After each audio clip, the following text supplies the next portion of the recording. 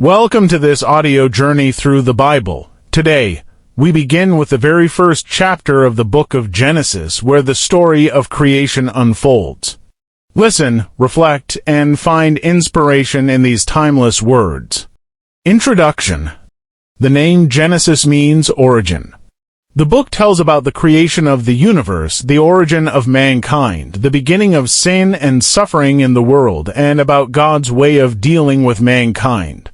Genesis can be divided into two main parts. 1. Chapters 1 to 11, the creation of the world and the early history of the human race. Here are the accounts of Adam and Eve, Cain and Abel, Noah and the flood, and the Tower of Babylon. 2. Chapters 12 to 50, the history of the early ancestors of the Israelites. The first is Abraham, who was notable for his faith and his obedience to God. Then follow the stories of his son Isaac and grandson Jacob, also called Israel, and of Jacob's 12 sons, who were the founders of the 12 tribes of Israel. Special attention is given to one of the sons, Joseph, and the events that brought Jacob and his other sons with their families to live in Egypt.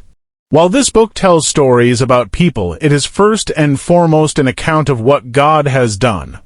It begins with the affirmation that God created the universe, and it ends with a promise that God will continue to show his concern for his people. Throughout the book, the main character is God, who judges and punishes those who do wrong, leads and helps his people, and shapes their history.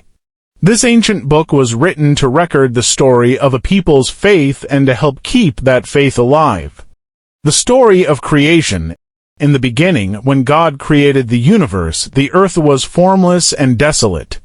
The raging ocean that covered everything was engulfed in total darkness, and the power of God was moving over the water. Then God commanded, "Let there be light," and light appeared. God was pleased with what he saw.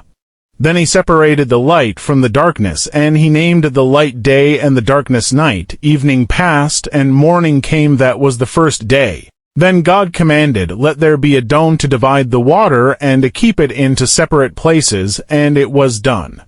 So God made a dome, and it separated the water under it from the water above it. He named the dome Sky. Evening passed, and morning came. That was the second day. Then God commanded, "Let the water below the sky come together in one place, so that the land will appear," and it was done. He named the land Earth, and the water which had come together he named Sea, and God was pleased with what he saw. Then he commanded, "Let the earth produce all kinds of plants, those that bear grain and those that bear fruit," and it was done.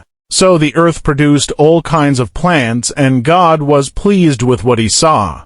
Evening passed, and morning came. That was the third day. Then God commanded, "Let lights appear in the sky to separate day from night and to show the time when days, years, and religious festivals begin. They will shine in the sky to give light to the earth," and it was done. God made the two larger lights, the sun to rule over the day and the moon to rule over the night. He also made the stars. He placed the lights in the sky to shine on the earth, to rule over the day and the night, and to separate light from darkness. And God was pleased with what he saw. Evening passed, and morning came. That was the fourth day.